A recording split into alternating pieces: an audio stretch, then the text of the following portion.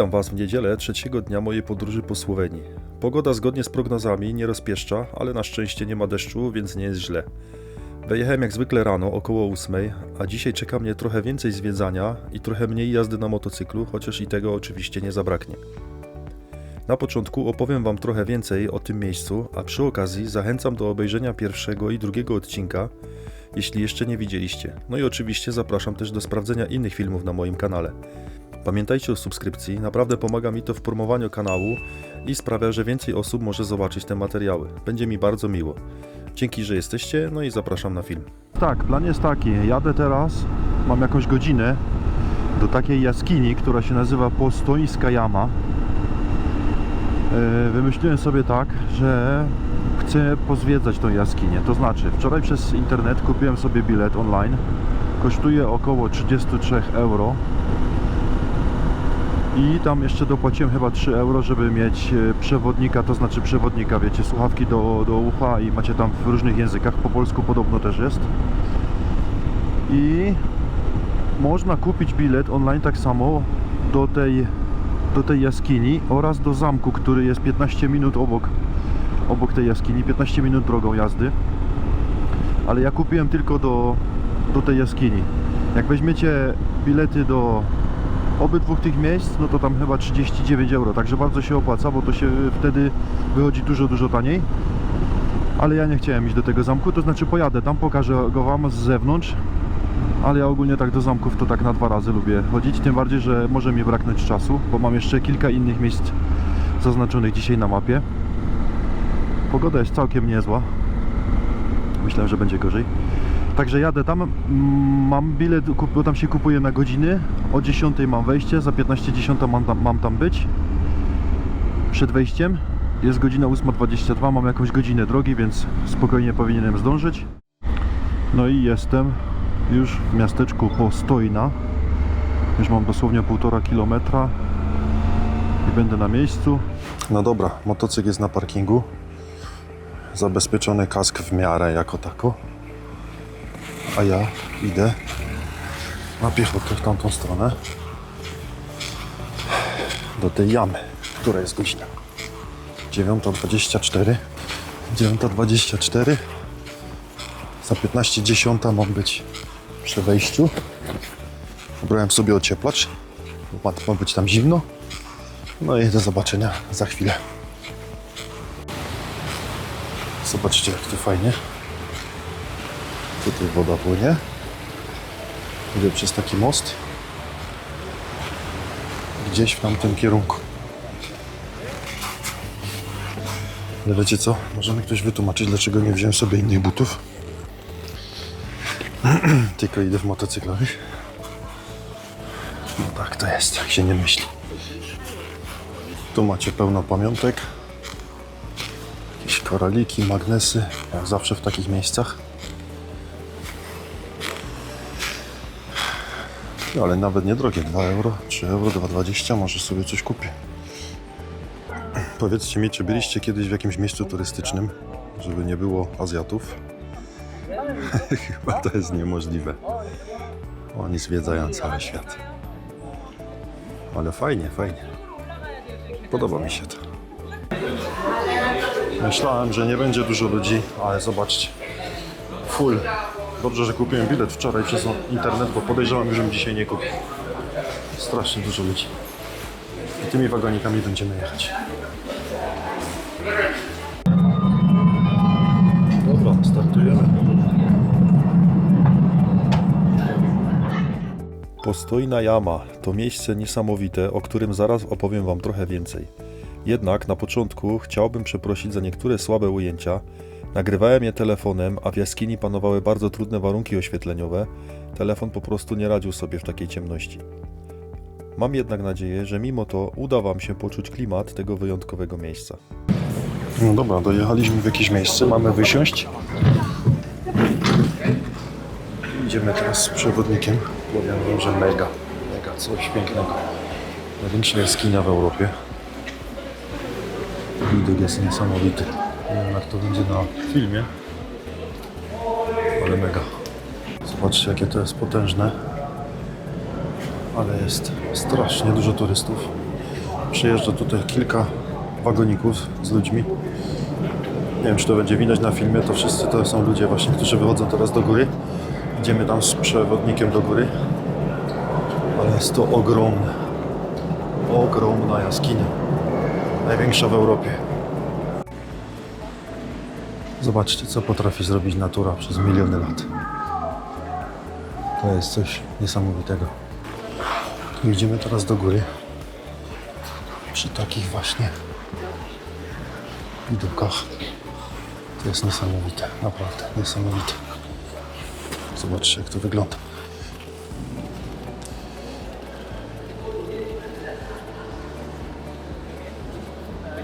Teraz schodzimy w dół właśnie.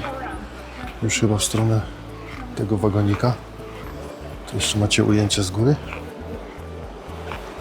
Jaskinia Postojna to największa atrakcja Słowenii i najdłuższa jaskinia turystyczna w Europie.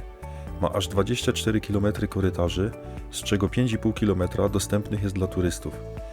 Zwiedzanie zaczyna się od przejażdżki podziemną kolejką, a dalej prowadzi przez ogromne komnaty i bajkowe formy kasowe.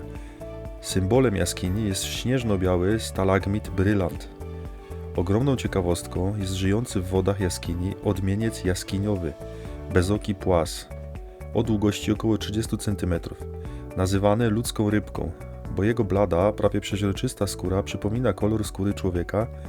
Ten niezwykły gatunek potrafi przeżyć bez pożywienia nawet 10 lat i dożywa ponad 100 lat.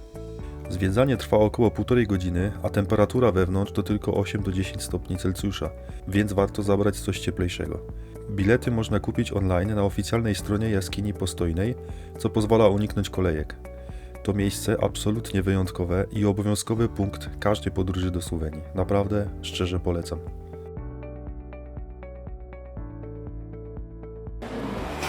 Natura jest niesamowita, no nie? Że potrafi tworzyć takie dzieła sztuki.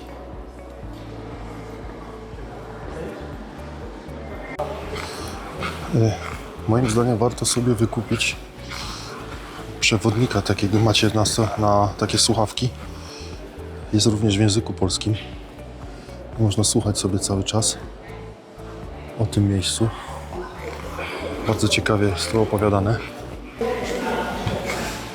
Teraz idziemy już takim wąskim chodnikiem pośród takich pięknych rzeźb zrobionych przez wspaniałego artystę, jakim jest natura. Zobaczcie, jak to wygląda. Jakie kolory. Na dole jest woda. Tam właśnie wygląda to tak. Naprawdę, szczerze Wam polecam przyjechać tu. Bilet nie jest tani, ale warto. Nie wiem, jak to moja kamera odda. Nagrywam tu telefonem, bo moje GoPro słabo nagrywa w ciemnych miejscach.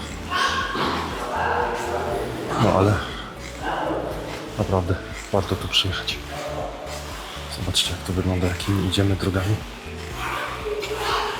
Jest to fajnie oświetlone. Naprawdę pięknie.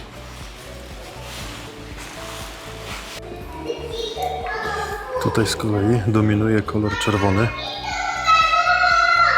Nie wiem, czy to będzie widać. Chyba nie bardzo. Ale kawałek dalej od tego miejsca, co byliśmy przed chwilą, zmienia się już ten wygląd całkowicie. To przez domieszkę jakiejś substancji we wodzie. Właśnie słuchałem przed chwilą. Ja Wam może powiem więcej później w filmie. Coś na ten temat.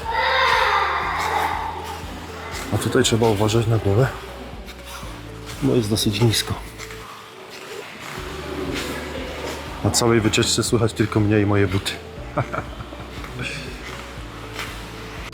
Wiecie co? Tu jest cały czas takie chodniki zrobione. Bardzo mokro. Wygląda to tak, jakbyś się zaraz miał przewrócić. Tu jest pełno wody, ale to jest tak zrobione, że to jest antypoślizgowe. Taką specjalną mazią. Także bardzo bezpieczne. Zobaczcie, jak to się świeci. Ale nie ma szans się na tym pośliznąć.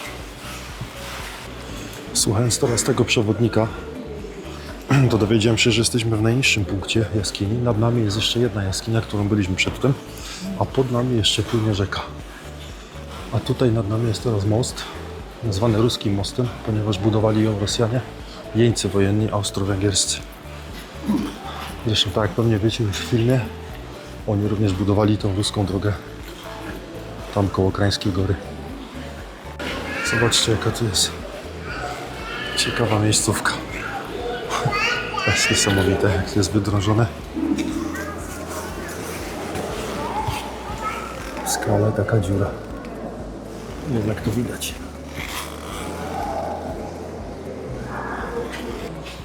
Z tego, co się dowiedziałem teraz właśnie, to jest najbardziej charakterystyczny punkt tej jaskini. I rzeczywiście wygląda to niesamowicie. Znajduję się teraz w sali koncertowej. To jest taka właśnie potężna sala koncertowa, w której odbywają się koncerty. Tam się wcześniej dowiedziałem, że też również poniżej trochę, gdzie byliśmy wcześniej, są organizowane jasełka na Boże Narodzenie. Podobno jest pięknie, warto tutaj przyjechać na Boże Narodzenie. A tu za nami jest sklep, gdzie możecie sobie kupić pamiątki. Trzeba przez ten sklep przejść. Wiadomo, tak to jest zrobione. Ale miejsce niesamowite, naprawdę polecam tutaj przyjechać.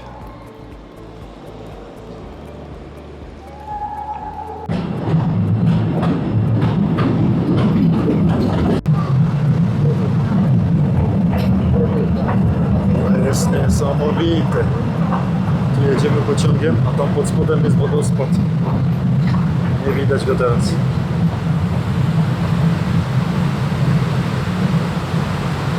Ale słyszycie go pewnie.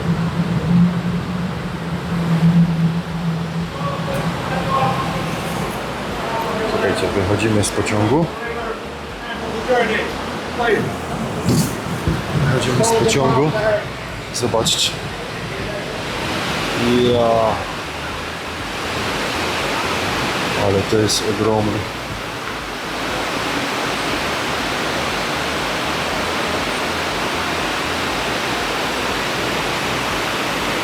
Pięknie. Przy wyjściu, to znaczy przy wejściu robi wam kobieta zdjęcie. Jeżeli ktoś chce, może sobie później wykupić. Mi pani nie zrobiła, bo nie chciałem. Ja sobie sam zrobię. O, 10 euro za jedno zdjęcie. A ja sobie zrobię ile będę chciał. No dobra, wychodzę. No i jak się wam podobało? Bo mi bardzo. Napiszcie w komentarzu, czy byliście tu, czy nie byliście tu jeszcze. A jeżeli nie byliście, to ja polecam. Nie wiem, jak to było, jak to wyszło w filmie. Jak to się nagrało, bo to telefonem robiłem, ciemno było. Ale zobaczymy. Ale było świetnie. Ja idę do motocykla i jadę dalej. No okej, jestem już na motocyklu, wyjeżdżam z parkingu i jadę jeszcze tu kawałek, stąd jest 9 km stąd. Jest taki zamek. Chciałbym go też zobaczyć. Co prawda nie będę wchodził do środka, no bo już jest 12. Ale a propos tych jaskiń, jak się tu wybieracie lub będziecie się tu wybierać, to tak. Parking macie pod samą jaskinią. 6 euro za parking zapłaciłem. Trzeba się ubrać ciepło, bo na dole jest chłodno, szczególnie jak się jedzie tą kolejką, no to jest zimno, około 10 stopni, tam stała temperatura. To jest jedno, w miarę wygodne buty i całość zajęła 1,5 godziny zwiedzanie razem z dojazdem tą kolejką i z powrotem. Trzeba być 15 minut wcześniej przed wejściem, no bo tam dużo ludzi, tak jak widzieliście. Także ja miałem na 10, więc byłem za 15, to już zaczęli ludzi wpuszczać właśnie do kolejki. Także no 2 godziny tak na luzaka trzeba sobie zarezerwować. Mówię tylko o jaskini, bo tam można jeszcze zwiedzać różne inne atrakcje, ale to na ich stronie tam zobaczycie. Jest też również po polsku, po angielsku, po niemiecku, w różnych językach.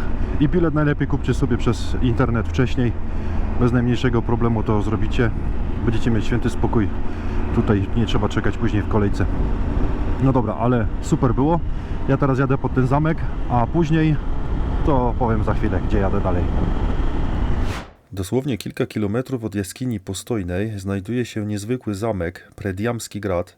To średniowieczna warownia wbudowana w skalny klif, robiąca ogromne wrażenie swoim położeniem i historią. Będąc w okolicy, zdecydowanie warto zajrzeć i zobaczyć to wyjątkowe miejsce. Zobaczcie, idę od parkingu. Nie będę wchodził do środka, ale zobaczcie, jak pięknie jest ten zamek usytuowany. Stąd jest fajne ujęcie. Jest wykute w skałach. Niesamowicie to wygląda. Ja wam zbliżę kamerę. Predjamski zamek to prawdziwa wizytówka Słowenii. Średniowieczna twierdza wbudowana w wysoki klif, która skrywa wiele tajemnic. Najsłynniejszym mieszkańcem był rycerz Erasm Lauger, znany jako baron Rabuś. Sprzymierzył się z królem Węgier Maciejem Korwinem i w XV wieku napadał na posiadłości Habsburgów, grabiąc je i zdobywając złą sławę. Przez wiele miesięcy skutecznie bronił się w predjamskim zamku, korzystając z ukrytych tuneli, którymi sprowadzał jedzenie i zapasy. Oblężenie trwało ponad rok i wydawało się, że Erasma nie da się pokonać. Ostatecznie został zdradzony przez własnego sługę. Ten dał znak atakującym, gdy Erasm znajdował się w komnacie. Rycerz zginął od ostrzału w 1484 roku, a legenda głosi, że stało się to w zamkowej toalecie. Dziś w zamku mieści się muzeum, gdzie można zobaczyć średniowieczne komnaty i poczuć klimat dawnych czasów. Powiem wam tak, miałem tam iść do środka, ale wyczytałem na internecie i zobaczyłem też dużo zdjęć, że tak naprawdę to jest, nie ma nic specjalnego w środku, tak jak typowy zamek, a najlepsze ujęcia są właśnie z zewnątrz, tak jak teraz widzicie. Dlatego stwierdziłem, że szkoda mi czasu, bo pieniądze nie, bo wejście było tutaj tylko 3 euro drożej, ten bilet co kupiłem do tej jamy i miałbym wejście tak samo do zamku. No więc tak, widzieliście piękną jaskinię, widzieliśmy piękny zamek, co prawda tylko z zewnątrz, ale bardzo fajny. A ja teraz jadę nad morze, na obiad nad morze. Tak sobie to wymyśliłem. Nie wiem, czy wam się to podoba, czy się wam to nie podoba, co wy na to. Mi się to podoba, więc jadę nad morze, ale jeszcze po drodze mam taki jeden punkt na mapie zaznaczony, gdzie chciałbym się zatrzymać, tylko nie wiem, czy to zrobię teraz, jak będę jechał w stronę morza, czy może na powrocie. To się jeszcze okaże. A Słowenia ma dostęp do morza, co prawda niezbyt długą linię brzegową mają, ale chcę zobaczyć, bo nigdy nie byłem w Słowenii nad morzem. Byłem w Chorwacji wiele razy z rodziną na urlopie nad morzem, ale w Słowenii nie, dlatego jadę tam. Może znajdę jakąś restaurację gdzieś przy samej wodzie, zjem jakiś obiad, bo jeszcze w restauracji w Słowenii nie byłem podczas tego wyjazdu. Więc jedziemy nad morze. Wiecie, co jest fajne, będąc tu w Słowenii, że kraj jest niewielki i mieszkając właśnie gdzieś w okolicach Lubliany lub w samej Lublianie, 2 godziny jesteście w górach, pojedziecie w drugą stronę, 2 godziny jesteście nad morzem, wszędzie blisko, naprawdę, jakby ktoś chciał pozwiedzać właśnie ten kraj, super sprawa, zalogować się gdzieś w centrum i codziennie w innym kierunku można jeździć. Jestem mega zadowolony, że tak to wymyśliłem, że tak sobie to zrobiłem, bo wszędzie mam blisko. Teraz jadę nad morze, pokazuje mi 80 km, tylko ja nie jadę głównymi drogami jak zawsze, ja lubię sobie jeździć bocznymi, więc trochę dalej. Gdybym pojechał autostradą, to byłbym dużo szybciej. A tak to wolę jeździć właśnie z takimi widokami. Jest pięknie, a ja jadę do miejscowości Piren, jeżeli dobrze to wypowiadam. W drodze nad morze zatrzymałem się jeszcze przy innych, równie pięknych jaskiniach. To miejsce robi również ogromne wrażenie. Rozległe podziemne korytarze, imponujące formy krasowe i tajemnicza atmosfera sprawiają, że można tu spędzić naprawdę dużo czasu.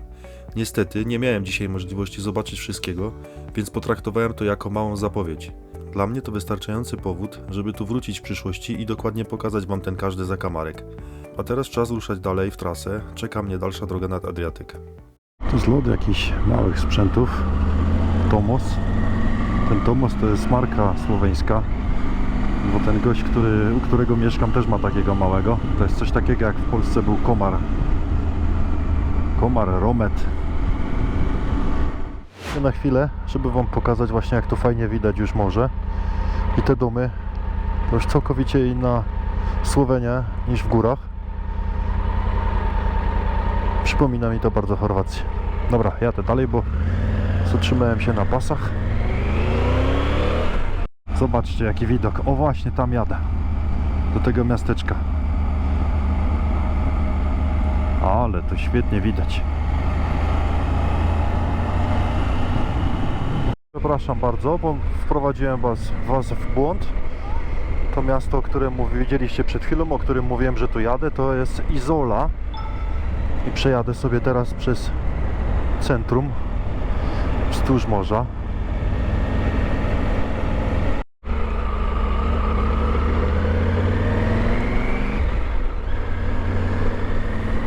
Jezu, jak widzę takie restauracje i to mięso, aż mnie skręca, taki jestem głodny. No widać, że miasteczko turystyczne. Jak wam się podoba mój krótki przystanek na trasie? Może być, nie?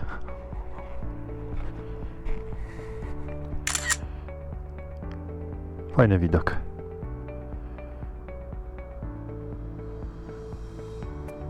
Kurde, świetna ta Słowenia jest. Wszystko na miejscu, wszystko jest. Góry, morze, piękne drogi, piękne widoki, jaskinie, zamki. Naprawdę piękny kraj. I wszystko na miejscu. Dobra, jadę dalej. A tu mój brudny tygrys. Zobaczcie, jeździłem po szutrach wczoraj, przedwczoraj. Zobaczcie, jak to wygląda. Jezus Maria. Jeszcze smarowałem łańcuch. Boże, jakie to jest brudne wszystko. No i dojechałem do Piran. Ja wam tutaj wrzucę kilka ujęć. Będę jechał teraz wzdłuż morza i opowiem wam kilka słów o tym mieście. Miasto bardzo turystyczne, zresztą sami widzicie. Zobaczcie, ile tu jest turystów. Bardzo pięknie. Zobaczcie tu, jak jest ślicznie. To jest hotel. Ale piękny. Mam zaznaczone na mapie takie miejsce, gdzie chciałbym właśnie pochodzić sobie tamtędy, coś ponagrywać, coś zobaczyć. O, to mnie ładnie zjeżdża.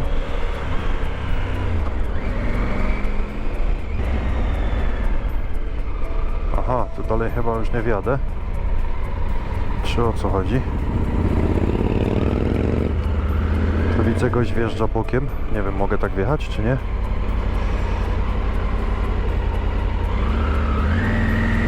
Nie wiem, czy mogę, czy nie mogę. Ale jadę. Tamten pojechał, to ja też jadę. Tylko muszę tu jakiś znaleźć parking. Ale mój cel jest tam na końcu, widzicie ten kościół? Tam chcę właśnie iść i tam bym chciał dojechać.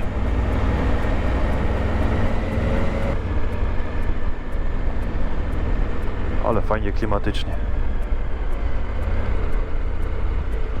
Zobaczcie, jak to świetnie wygląda. To jest jakiś rynek z wieżą.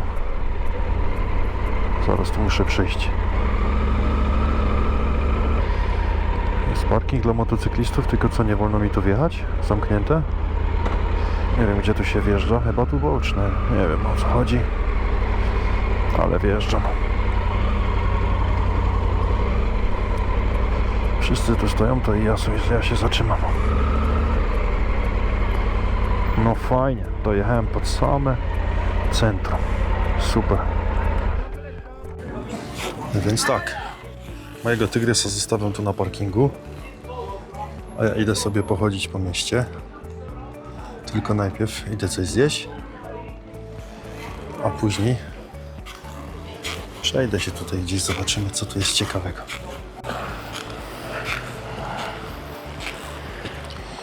Ale czysta woda.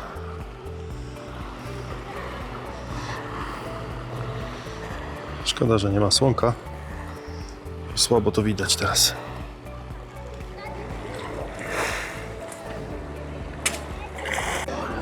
Ale zobaczcie, wszyscy motorami podjeżdżają pod samą wodę. Tutaj tak samo. To się bardzo fajnie. Jak ktoś by chciał tutaj przejechać motocyklem, Może podjechać pod samo morze. Jak widzieliście, dojechałem na sam koniec Słowenii do miasteczka Piran. Zaparkowałem przy samej wodzie, w samym centrum. To jedno z najbardziej klimatycznych miast nad Adriatykiem, przez wieki należące do Republiki Weneckiej, co widać w architekturze i atmosferze. Piran leży na malowniczym półwyspie otoczony morzem, a z jego murów obronnych roztaczają się piękne widoki. To również miasto słynnego skrzypka Giuseppe Tartiniego, którego pomnik stoi na głównym placu. Ciekawostką jest fakt, że jeszcze do 1954 roku Piran należał do Włoch. Dopiero wtedy, na mocy tzw. porozumienia londyńskiego, przyłączono go do Słowenii, wtedy części Jugosławii. Dlatego wciąż można tu poczuć mocne włoskie wpływy w kuchni, języku i kulturze. Ja zatrzymałem się tu na obiad w jednej z nadmorskich restauracji, potem trochę pozwiedzałem, no i teraz czas ruszać w drogę powrotną. To miejsce naprawdę warto zobaczyć. Słuchajcie, zestaw mięs musiał być na Bałkanach, jakżeżby inaczej. Bezalkoholowe piwo i taki widok na morze. Po prostu piękny. Pojadłem i to bardzo, chyba nawet za bardzo. Trochę za dużo to było, ale powiem wam, że drogo. Zapłaciłem za piwo bezalkoholowe i ten zestaw mięs 26 euro. Tak jest z miejscami turystycznymi właśnie. Próbuję się dostać do centrum i tak się pcham w te uliczki. Mam nadzieję, że się nie zgubię. Nawigacja w ogóle głupieje tutaj w takich uliczkach, bo nie łapie GPS-u. Tak idę troszkę na orientację. Ale fajnie. Polecam tak spacerować po takich miasteczkach, bo można wyhaczyć fajne miejscówki. O, no właśnie, takie. Tu jakaś nowa fasada. No i chyba źle idę. Tu i chyba w lewo muszę iść. No i tak szedłem i doszedłem na główny plac. Tak się mi wydaje. No tak.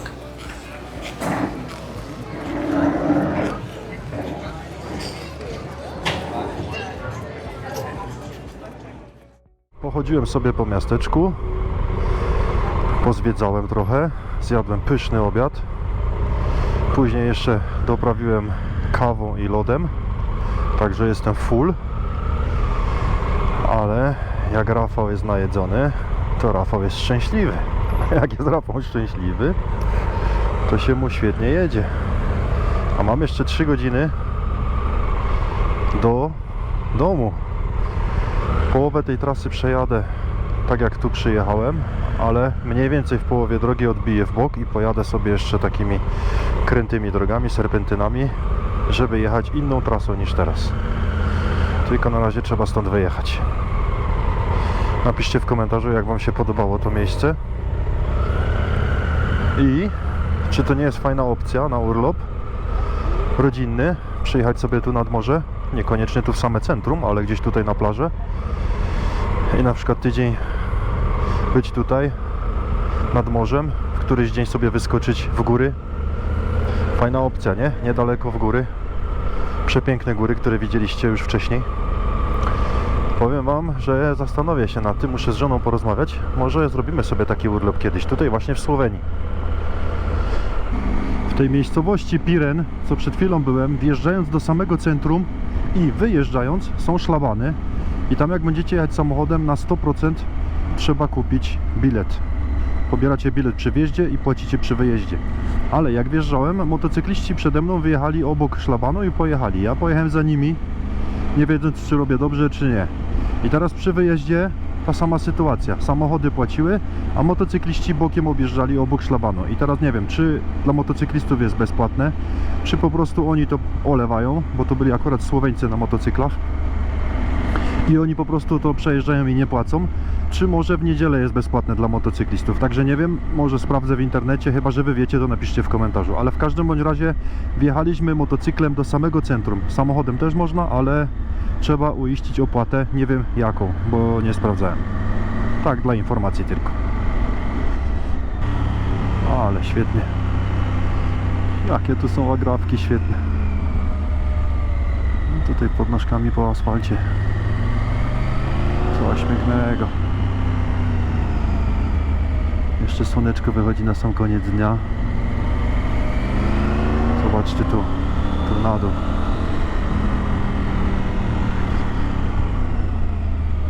Tak mógłbym jeździć cały dzień.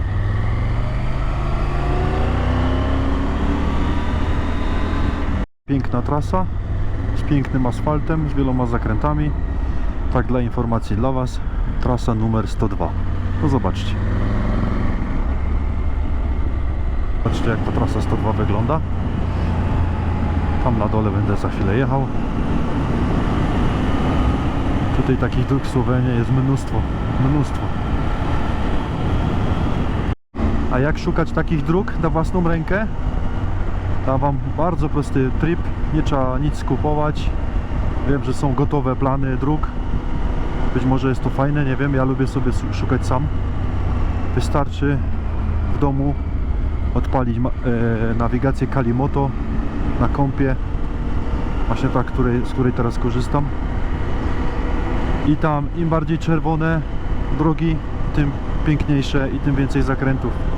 Ja Wam nagram osobny film o tej nawigacji, bo ja jestem z niej bardzo zadowolony, bardzo często z niej korzystam, głównie na niej planuję trasy, także ja Wam nagram film co i jak, pokażę dokładnie wszystko, jak to wygląda i sami stwierdzicie, że naprawdę warto.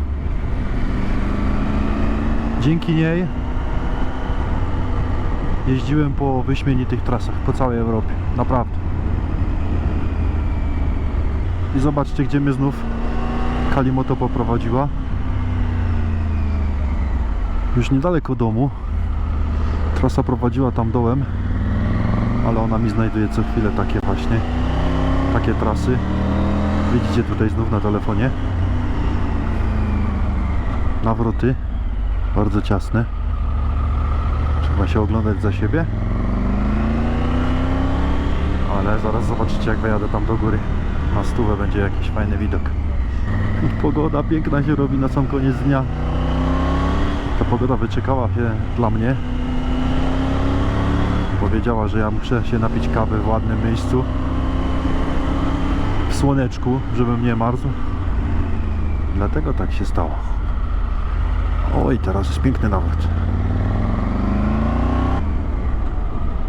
O, tutaj też ładny nawrót. Pięknie, pod górę, słoneczko. Jezus, ale śliczny.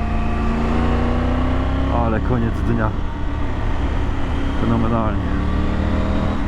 Fenomenalnie. Jeszcze jeden nawrót i wyłączam kamerę, bo już Was zanudzam pewnie tymi zakrętami, co? A ja się cieszę jak małe dziecko. Piękne miejsce, dosłownie 5 minut do tego domku, gdzie ja mieszkam. Postanowiłem, że się muszę zatrzymać i zobaczyć, co to jest. To jest jakiś stary młyn, z tego co widziałem. Ale to świetnie wygląda. Chyba sobie zrobię tutaj przerwę pod samym domem, ale to nic. Ale tu jest czyściutka woda. No nic, przejdę się tam z tamtej strony. Jest 18:30. Ja już jestem pod domem. Słonko zachodzi za godzinę, więc muszę wykorzystać ten dzień na maksa. Ostatni dzień. Dzisiejszy dzień był pod znakiem zwiedzania, że tak powiem. Rano wyjechałem, wczoraj już wieczorem kupiłem sobie bilet do takiej jaskini. No widzieliście tam w filmie, jakie to jest miejsce. Zresztą zobaczcie, gdzie teraz jestem. Jestem blisko mojego noclegu, to jest jakiś stary młyn. Też fajne miejsce, zaraz Wam pokażę tam z drugiej strony wodospad. Byłem w tej jaskini, która zrobiła na mnie ogromne wrażenie, naprawdę. Przepotężna, największa w Europie. No i później byłem pod tym zamkiem, który jest wydrążony w skale, też fajne miejsce. I byłem nad morzem. Droga nad morze, nic specjalnego, jechałem głównie drogami głównymi, a nad morzem. Zresztą tak jak widzieliście w filmie, zjadłem obiad, pochodziłem sobie tam po tym rynku. Bardzo fajne miejsce. Nie wiem, czy kiedyś nie zrobimy urlopu rodzinnego w tym miejscu. Tutaj na Słowenii właśnie. No zobaczcie. Tutaj widać teraz wodospad, tam z tyłu mój Tiger. Fajne miejsce. Dosłownie 5 minut ode mnie, tu gdzie mieszkam. Nie wiedziałem o tym miejscu, znalazłem to miejsce na Google Maps. Tam jest taki fajny most, stary.